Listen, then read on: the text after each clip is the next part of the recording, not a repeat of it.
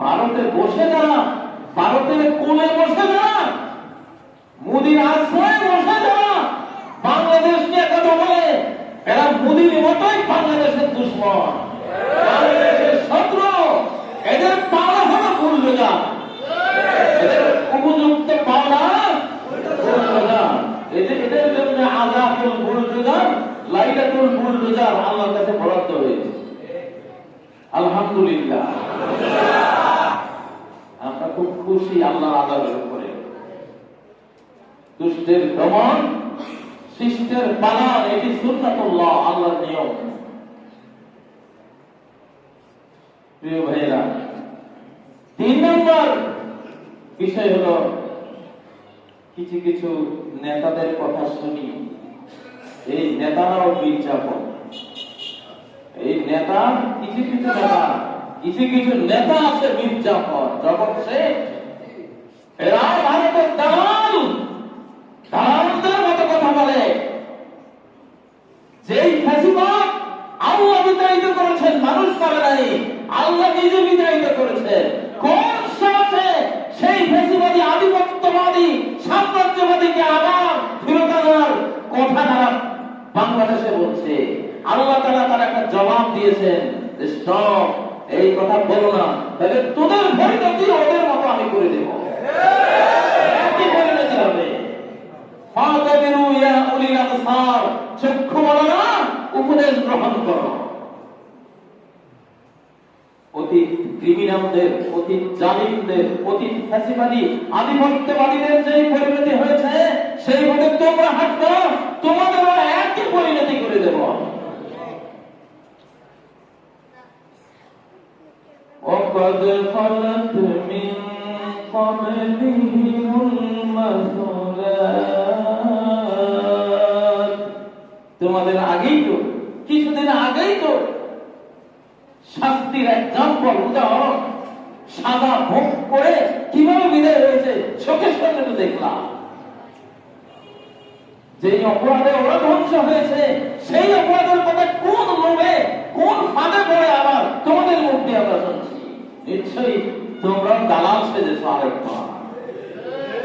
আমরা জানি এই দেশের শতকরা ৭৫-৮০ জন জনগণ যারা, তারা ভালো, অধিকাংশ নেতৃবৃন্দ ভালো, কিন্তু উপরে বসা কিছু দালাল, কিছু মির্জাফর গোটা জাতির বিবেক নিয়ে ফেলছে। এটা হতে দেব না আমরা, ইনশাআল্লাহ। আল্লাহ এটা হতে দেবেন না। 4 নম্বর কথা হলো নেতৃবৃন্দ। এই দেশের মানুষ এখন আর ফিটার খায় না। ঠকতে ঠকতে এখন এই দেশের মানুষ সবাই বুদ্ধিজীবী। নেতাদের কথা আর তারা শুনবে না। নেতাই বললে যে শুনবে, ঝাঁপ দেবে নেতৃবৃন্দ, সেই যুগ এখন বিদায় হয়ে গেছে। নেতা নেত্রীরা আপনারা বললেই এই দেশের জনগণ ঝাঁপ দেবে আমাদের পেছনে, সেই সময় আর নাই।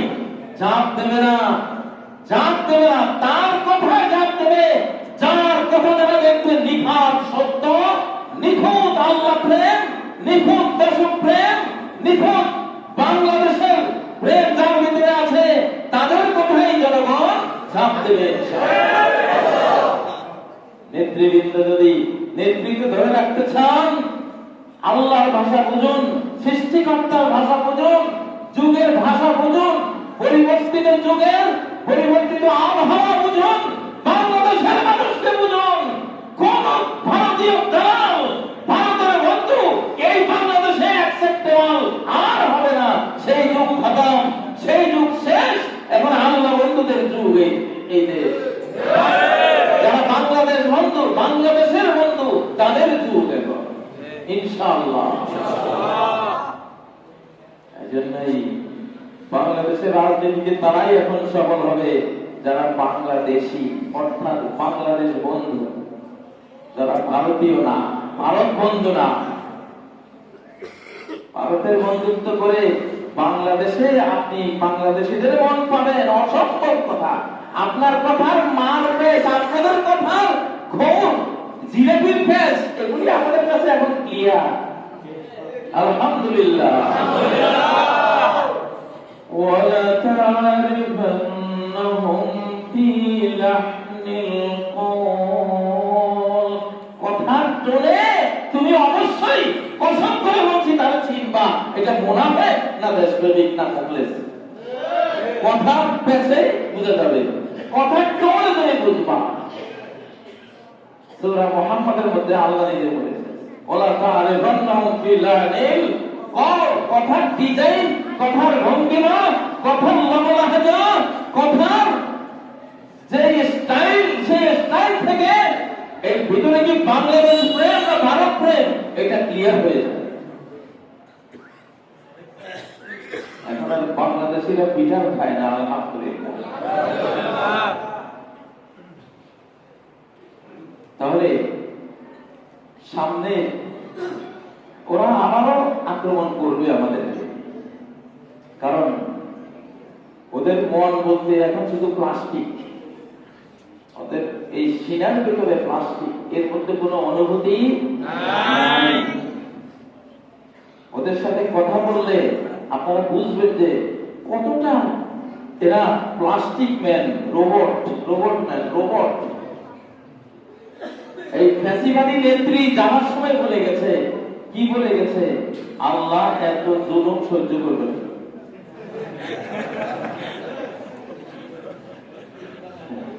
আমি বলি হ্যাঁ ঠিকই তো, আল্লাহ তো এত জুলুম সহ্য করে নাই, তোর এত বড় জুলুম, এত বড় নির্যাতন, এত বড় খুন খারাপি, হালাকু খানার মতো যেই খুন খারাপি দেশে করেছিস, আল্লাহ তো সেটা সহ্য করার মতো না, তিনি করেন নাই, তোর বিদায় করে দিয়েছিস।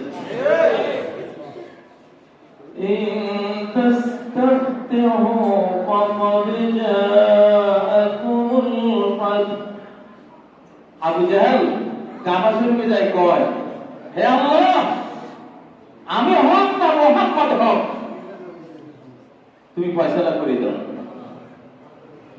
তুমি কি করে দাও, ফয়সালা করে দাও। আগামীকাল বদর যুদ্ধ হবে, আজকে আমি কাবার সামনে আসছি, আগামী সময়ে বদরের যুদ্ধ হবে, ফয়সালা করে দিও, তোমার কাছে ফয়সালা চাই। আল্লাহ জবাব দিয়েছে, হ্যাঁ ফয়সালা তো দিয়েছি। এখন বদরের যুদ্ধে আবু জাহেল কোথায়? জাহান্নামে, 70 নেতা সহ জাহান্নামে, ঠিক না? আল্লাহর কাছে বিচার চেয়েছো, মনে করেছো তুমি হকের উপরে আছো, মুহাম্মদ যদি অশান্তি সৃষ্টিকারী, মুহাম্মদ জঙ্গি, মুহাম্মদ এমন একটা আদর্শ নিয়ে এসে কুরাইশের ভিতরে মারামারি হানাহানি লেগে গেছে, মুহাম্মদ খারাপ, বামে বুধে লড়া লাগিয়ে দিয়েছে, স্বামী স্ত্রী বিচ্ছেদ হয়ে গেছে, মুহাম্মদের কথার কারণে চাঁদাবাজিতে লেগে গেছে, কত খারাপ সে। আল্লাহর কাছে এই জন্য বিচার চাইছে, এখন তুমি বলো। আল্লাহ কয় যে আমি দিছি তো, ফাকাত জাআকুমুল ফাতহ, ফয়সালা তো করে দিয়েছি, তুমি বিজয় চেয়েছো তাই সত্য, আমি তাহলে বিজয় দিয়েছি, কিন্তু বিজয়টা তুমি পাও নাই, কে পেয়েছে? মুহাম্মদ সাল্লাল্লাহু আলাইহি ওয়াসাল্লাম। মুহাম্মদকে তুমি বুঝো নাই, মুহাম্মাদের কথায় চাচা ভাতিজায় দ্বন্দ্ব হয় নাই। ভাতিজায় যদি আল্লাহকে বিশ্বাস করে নিয়ে থাকে, চাচায় যদি বিশ্বাস করে নিয়ে থাকে, তারা তো বুকে বুক লাগিয়েছে, ঠিক নয় কি? এখন ভাতিজা যদি জাহান্নামে হতে যায়, চাচা যদি জান্নাতের সন্ধান পায়, চাচা যাচ্ছে উপরের দিকে, ভাতিজা যাচ্ছে নিচের দিকে, মিলবে কেমনে? মিলবে কি করে? সেখানে তো একটা দ্বন্দ্ব হবেই, সত্য মিথ্যা লড়াই হবে, এটা পৃথিবী ভরা, দুনিয়া ভরা, এটা আছে, এটা চলবেই। চলবে কিনা? এটা চলবে। গৃহস্থ আর ডাকাত জীবনে সন্ধি হয়, গৃহস্থ আর ডাকাতের জন্য শান্তি চুক্তি হয়। আজকে তো শুনলাম রাস্তায় ডাকাতি করার জন্য সামনে দাঁড়িয়েছে, গাড়িওয়ালায় চাকার নিচে ফেলে একটা রেখে দেয় করে দিয়েছে। তো নেতৃবৃন্দের বোঝা উচিত, বাংলাদেশের জনগণ যথেষ্ট ম্যাচিউর জনগণ, এখন পরিপক্ক জনগণ, ইনশাআল্লাহ এখন আলাদা নেতৃত্ব দেবে ইনশাআল্লাহ। কয় আলেমরা দেশ চালাইতে পারে না, আলেমরা দেশ চালাইতে পারবনি। এই ব্যাগ কলের ঘরের ব্যাগ কলের ঘরের কমাত কল। আলেমরা যখন দেশ নেয়, দেশ আলেমরা চালায় না, ফেরেশতারা চালায়। আল্লাহু আকবার। আল্লাহু বিহি মালাকাইন। যেই ব্যক্তি আল্লাহর জন্য দেশ হাতে নেয়, নিজের নফসের খায়েশ মেটাবার জন্য না, আল্লাহ তার জন্য দুজন ফেরেশতা তার সাথে দিয়ে দেন। ফেরেশতারা তাকে পরামর্শ দেয় যে এইভাবে যান, এইভাবে যান, এই পথে চলে, এটা করে না।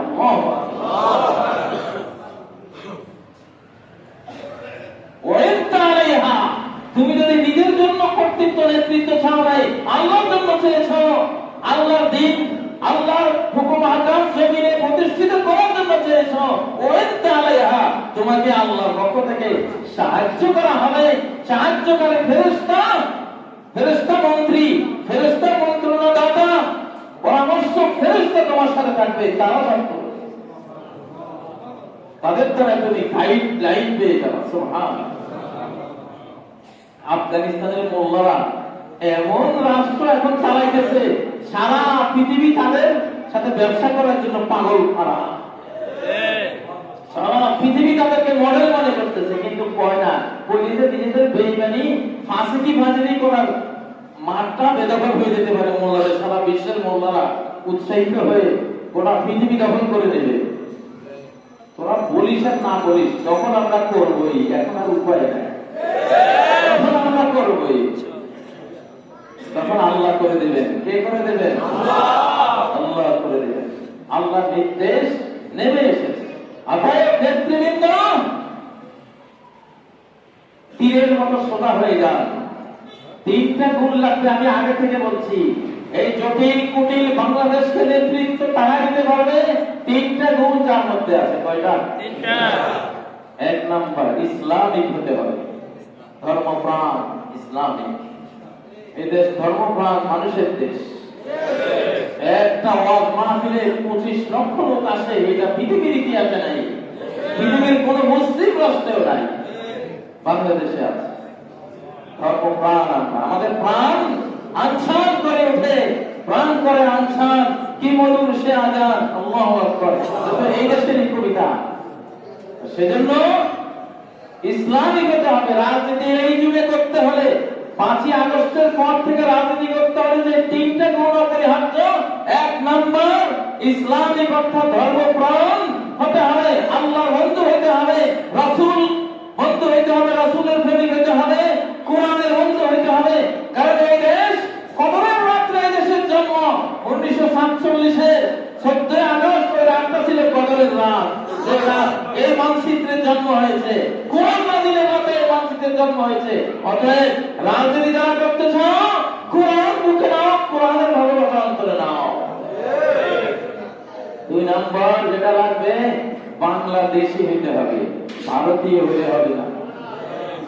বলে বাংলাদেশী না হলে ভারতের প্রেমিক হবে না। তুমি ভারতীয়, তোমাকে আউট করে দেবো আমরা। তুমি আগামী 53 বছর ভারতে থাকবা ইনশাআল্লাহ। তুমি ভারতে থাকবা, এই দেশে আর আসতে আকাশে তোমাকে মঞ্জুরি দেবে বলে কোন দলিল প্রমাণ খুঁজে পাই না। দলিল পাই যেটা, তুমিও যে 53 বছর আমাদের জ্বালিয়েছ, আমাদের দেশান্তরিত করেছ, জেলে পুড়িয়েছ, তোমারও সেই পরিণতি তোমার ভোগ করতে হবে। তাহলে আমাদেরকে বাংলাদেশ তৈরি করতে হবে। ভারত প্রেমিকের জন্য বাংলাদেশের কোন রাজনীতি করতে দেওয়া হবে না, হবে না ইনশাআল্লাহ। 3 নম্বর, বাংলা ভাষী হইতে হবে। তোমরা বেশি বেশি ইংরেজি বলো, এত ইংরেজি কইও না, এত ইংরেজি কইও না। এত ইংরেজি আমার কৃষক, রিক্সাওয়ালা, ঠেলা গাড়িওয়ালা, এই দেশের আপামর বুড়া মুরব্বী এত ইংরেজি বুঝে? কঠিন কঠিন ইংরেজি কইও না। ওই যে ইটালির একটা বিশাল জাহাজ, টাইটানিকের পরে সবচেয়ে, টাইটানিকের চেয়ে বড় জাহাজ ডুবে গেছে। কারণ প্রধান ক্যাপ্টেন আর সহযোগী ক্যাপ্টেনের ভাষার মধ্যে একটু গন্ডগোল ছিল। প্রধান ক্যাপ্টেন উনি ফ্রান্সের, আর ওনার সহযোগী ক্যাপ্টেন ইন্দোনেশিয়ার। ভাষার দুইজনে দুইজনের কথা পুরোপুরি বুঝতো না, বুঝতো 90% বুঝতো, 10% বুঝতো না। ওই বুঝিনতার কারণে ক্যাপ্টেনে বলছে কি, আর ও চালাচ্ছে কোন পথে, উনি বলছেন এই পথে যাও, ওই নিচে আরেক পথের নিচে ছিল পাথরের পাহাড়, সাগরের নিচে পাহাড় আছে, পাহাড়, ওই পাহাড় ধাক্কা লেগে 50 মিটার ফাটল ধরে ওই জাহাজ ডুবে গেছে। তো সামান্য বুঝহীনতার কারণে কত বড় সর্বনাশ হয়। তোমরা যা বলবা বাংলা ভাষায় বলবা, ক্লিয়ার মেসেজ। আলেমরা যেরকম বাংলা বুঝিয়ে দেয়, ক্লিয়ার বুঝিয়ে দেয়, বাংলা ভাষাকে প্রাধান্য দাও। বাংলা ভাষার উপরে রহমত নাযিল হয়েছে। বাংলা ভাষীরা হাজার ১,৫০০ বছর থেকে নির্যাতিত একটা জাতি। হিন্দি ভাষীরা আমাদেরকে নির্যাতন করেছে, এখনো করছে। উর্দু ভাষীরা আমাদেরকে নির্যাতন করেছিল, আমরা ইতিহাস জানি। সেই জন্য আন্তর্জাতিক মাতৃভাষা দিবস এই বাংলা ভাষা দিবস। আলহামদুলিল্লাহ। তোমরা ইংরেজি বলতে পারো না, ইংরেজি কথাটাকে সহজ বাংলা ব্যাখ্যা করে দিবা সাথে সাথে। ইংরেজি শব্দ যেটা বলবো ওটাকে এই দেশের 18-20 কোটি মানুষ বুঝবে, সবাই বুঝতে হবে, সেরকম ট্রান্সলেট করে দেবা। এমন কঠিন ইংরেজি বলো, তোমরা মনে করো ইংরেজি বলা বুঝি একটা কৃতিত্ব, একটা গ্র্যাজুইটি, একটা জাতে উঠলে তুমি না। আমার ইংলিশ মিডিয়াম স্কুল আছে, ব্রিটিশ কাউন্সিলের ইংলিশ মিডিয়াম সবচেয়ে বড় ইসলামিক স্কুল তো আমার হাতে আছে। Peace international school, Averroes international school, দুইটাই তো আমার হাতে আছে। আমরা তো ইংলিশ মিডিয়াম স্কুলেও আমরা পরিচালক। সেখানে ৩,০০০ হাফেজ আছে, হাফেজে কোন হেফজুল কোরআন পড়ে, কোরআন হাফেজ হচ্ছে। আমরা বলছি আমরা ইউরোপিয়ান বোতলে আরাবিয়ান সামামান তাহুরা পান করাবো তোমাদেরকে, মদের বোতলে জমজমের পানি পান করাবো। ইংলিশ মিডিয়ামে আমরা দিয়ে দিয়েছি আল কোরআন, আরবি, হাদিস, ইসলামিক স্টাডিজ, এগুলি সব। তো ওরা বলে কি ভাষা কোনো ফ্যাক্টর না, বুঝতে হবে ফ্যাক্টর, বুঝতে হবে আসল। আপনি যদি যে কোনো ভাষায় আপনার বুঝতে সুন্দর আসবে, এটা হলে এনাফ। আপনি কি চীনা ভাষায় বললেন, না ফ্রান্সের ভাষায়, না বাংলা ভাষায়, না ইংরেজি ভাষায়, এগুলি কোনো দেখার বিষয় নয়। এটা আমাদের মধ্যে একটা হীনমন্যতা, ব্রিটিশের গোলামি করতে করতে ব্রিটিশের ভাষাটাই যেন আমাদের কাছে এখন মায়ের ভাষার চেয়েও মধুর হয়ে গেছে। এটা হওয়া ঠিক না, তাহলে তোমরা এই দেশের ক্ষমতা থাকতে পারবে না। আমি যে 3টা কথা বললাম, এই 3টা আধ্যাত্মিক ওয়ার্ল্ডের কথা, এটা আধ্যাত্মিক কথা। আমি 3টা আমি শুরু থেকে বলে আসছি, ইসলামিক হওয়া, বাংলাদেশি হওয়া, বাংলা ভাষী হওয়া। তিতুমিরের ফাঁসির কিল্লা ব্রিটিশরা উড়িয়ে দিয়েছে, কারণ তিতুমির বলছিলেন আমাদের যুদ্ধ জমিদারের বিরুদ্ধে, আমাদের যুদ্ধ তো ব্রিটিশের বিরুদ্ধে না। কিন্তু জমিদার শয়তান ব্রিটিশকে অনুবাদ করে বুঝাইছে যে সে বলতেছে আপনারা কেন আসছেন, আপনাদেরকে মেরে শেষ করে দেব। এখন তিতুমির যেহেতু ইংরেজিতে বুঝেন নাই, ইংরেজিতে জমিদার কি উল্টা পুল্টা বুঝাইছে, আর ইংরেজরাও তিতুমিরের ভাষা বুঝে নাই। তিতুমিরের ভাষা ইংরেজরাও বুঝে নাই, ইংরেজদের ভাষা তিতুমির বুঝে নাই। এই যে বুঝহীনতার কারণে একটা ইতিহাস তৈরি হয়ে গেল। তিতুমির মরে গেছেন বটে, ব্রিটিশ মরেছে তার চেয়ে 100 গুণ বেশি। তাকে মেরে ব্রিটিশটাই শেষ হয়ে গেল। এই দেশ থেকে ধীরে ধীরে বিদায়ের ঘন্টা বেজে গেল, কিন্তু তিতুমির মহাবীরের সেই উপাধি নিয়ে আজও বেঁচে আছে আমাদের মাঝে। বুঝ একটা মূল জিনিস। অতএব তোমরা যারা রাজনীতি করবা, তোমরা ইংরেজি ভাষা ব্যবহার করো, সমস্যা নাই। সেটা বাংলায় মায়ের ভাষায়, মায়ের ভাষা হলো মাতৃদুগ্ধ।